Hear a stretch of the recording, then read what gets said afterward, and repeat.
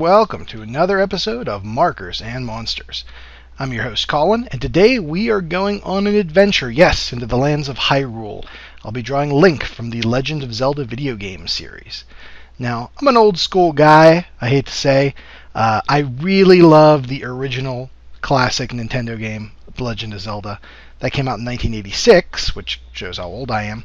But that being said, out of the entire series, it ranks up there as one of my favorites, still to this day. It's very simple, it's relatively light on plot in the game, it's just pure adventure, which is wonderful. So I kind of want Link to have that look, with the brown pants, the green tunic. As you can see, I've started sketching out the figure nice and loose. Now I really want to go over the aspect of exploration in the Zelda games with this drawing. A lot of times there's plenty of action, combat, and stuff like that, but one of the things that really took my imagination as a kid was a sense of exploration. That you could go into these dark dungeons and this whole world and kind of explore all the nooks and crannies and the secrets of it. So rather than Link, battling monsters, I kind of wanted to showcase him exploring a dungeon, maybe for the first time. Maybe it's the first dungeon in the game. I don't know. Maybe. But anyway, I wanted to give him that look of he's tentative. He's not sure exactly what's going to happen, what's going to jump out at him, what's in the dungeon. Another thing I also wanted to get is in the first Zelda game, a lot of the dungeon doors look like monster faces. That's why in the background there, as the perspective trails toward the exit or entrance to the dungeon, you see those kind of stalactite looking things. Those are like the monster's teeth, so he's kind of like inside goes inside the creature's mouth there. At this point, I'm just kind of refining the pencil drawing and making it look how I need it to look. Erasing some of these harsh lines so I can start to put in the markers and the lines won't come through. Generally, when I start here with the green, I'm going to put in the darks as usual, just so I can get a grasp of where the darkest areas are going to go. And kind of put in this Robin Hoodish Lincoln green color all over his tunic area. Really stands out, and it's very iconic of the character, that green tunic. You see someone in a green tunic like that, you immediately know, oh, Link, Legend of Zelda. After that, it's going to be just kind of refining that, adding in some more shadows and lights. Start to put in his pants and his shirt sleeves, which are kind of a darker color, like a dark tan color. Again, always really like that look. I have nothing against the new Zelda games. They're all awesome, but just that classic look really speaks to me, I suppose. Generally, I like to keep the markers loose. When I'm doing this, I'm also thinking about lighting. As you can see on his arms especially, I put the dark areas away from where the light's coming from, which will be the entrance of the cave mouth and the candle that he's going to be holding up. Yeah. Kind of erase a little bit on the skin tone. Now, skin tones I have massive trouble with. If you catch too much pencil underneath the skin tone, it's oftentimes very light, so it kind of traps and smears and makes these ugly black marks. I don't like that so much, so got to be careful with that. Just fill in some of the hands and stuff like that. Lighting is one of those things that really comes with a lot of practice, I have to say. Yes, you can read tutorials online and stuff like that, and heck, maybe one day if you guys are interested, I'll even do one. But it's one of those things where once you kind of figure out what you're doing, it comes together a lot quicker. Yeah, he's starting to come along pretty nicely now, I have to say. Put the shield on his back there. I know a lot of people are big into the very ornate master shield that Link has in the newer games, but like I said, I'm an old school guy, so this is an old school burgundy shield. Also, the blue candle was an item in the game. Didn't really like the dungeons too hot, like Link is using it for, but hey, it's a fun little in-joke I decided to throw in there. And then color the walls in blue, just like, again, in the dungeons of the original game. They had, blue walls and stuff like that. Kind of wanted to make it look dark, but again, not overly so.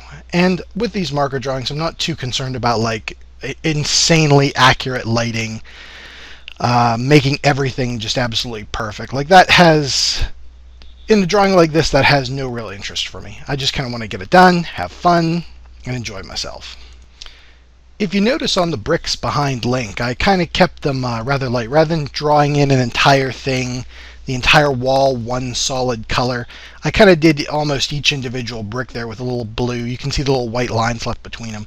I think with the markers that gives a really nice tone to them. You know, the markers aren't going to make an entirely uniform color. You're going to see some streaks and lines here and there. And for stonework, I think that works perfectly. It's very rare in reality to see a brick wall that's absolutely perfectly uniform. There's a lot of variety and variation. So just kind of filling things in here. Getting the colors down, I think, is the most important part, and you can refine them from then. And where I'm leaving areas white there, like on the roof and stuff, I'm just remembering that light is pouring in from that area. So kind of leave those areas just a little lighter. I can fill them in later if I need to. One of the things with markers and dealing with light is that once you put the marker in, you can't really take it away. So if you make something too dark, it's going to be very hard to lighten it back up. So watercolor painting's kind of the same way. You work with light to dark, they call that. And that's, for the most part, what I do here. I make something lighter and then darken it if I need to. Kind of like the wall that I'm doing now.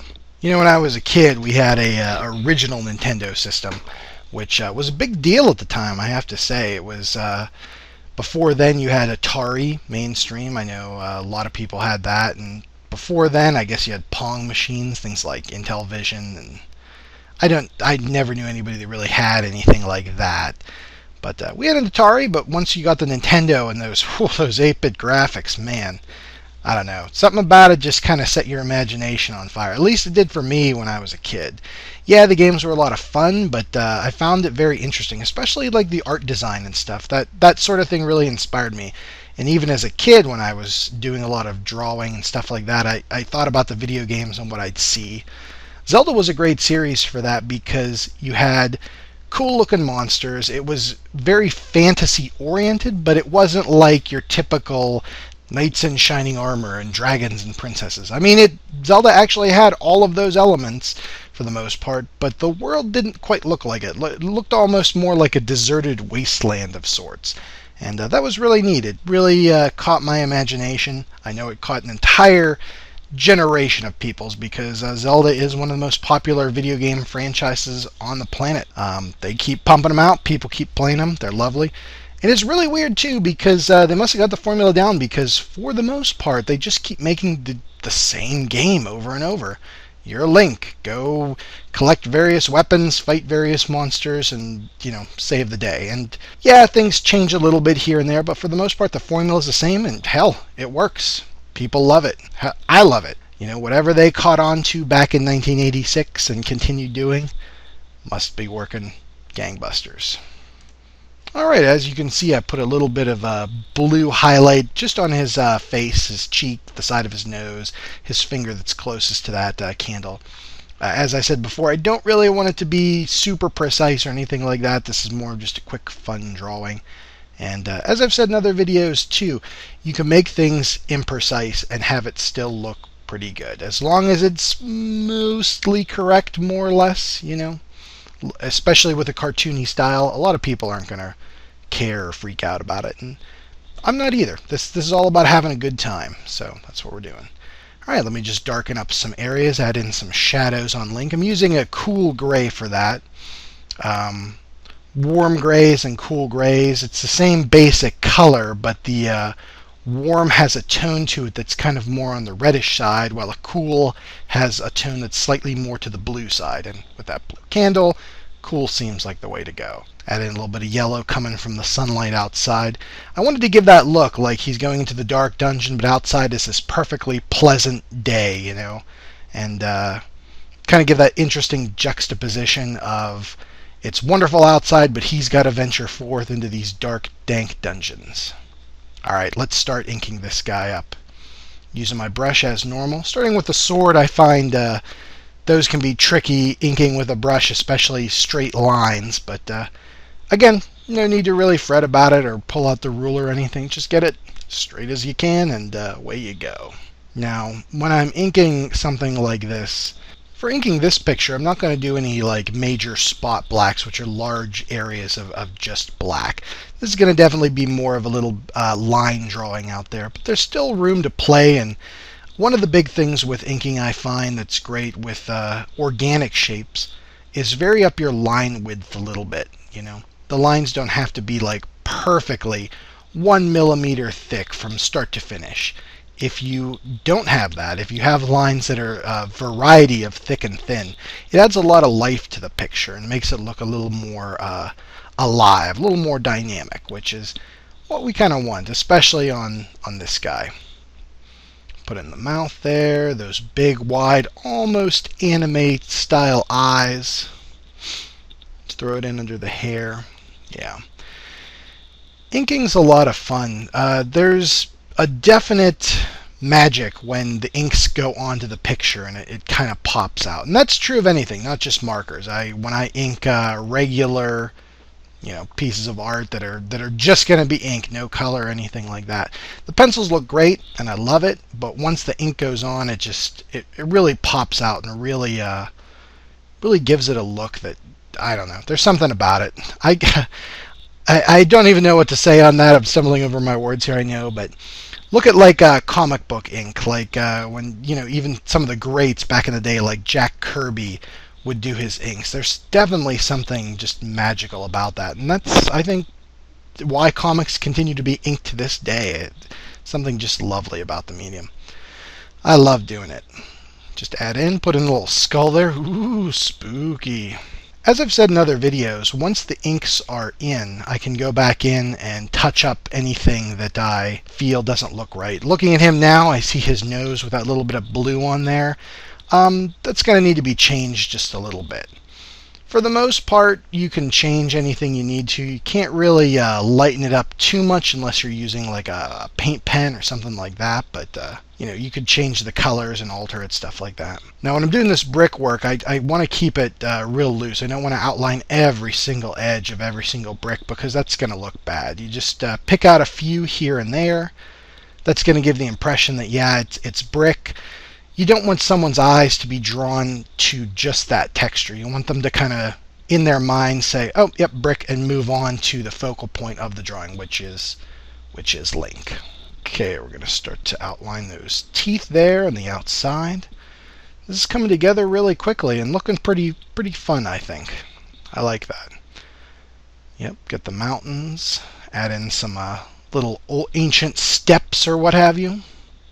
Here's where I'm adding in some white highlights to that candle, just to give it a little bit of pop. A little bit here and there on his body and some touch-up spots like that. Alright, looking good. Fill out the mouth. Sign my name, Colin, 16. Then just fix up a couple of the marker areas here and there. Not much to do. Add in some more shadows. And yeah, let's call this guy done. Alright, you're looking at the scan right now. I think he looks awesome. Well, alright. That's it for Markers and Monsters this week, guys. As always, I'm your host, Colin. Keep drawing, and if you want to check me out on any of my social media sites, check in front of you. It's on the video now. Alright, I'll see you guys on the next episode of Markers and Monsters. Take it easy.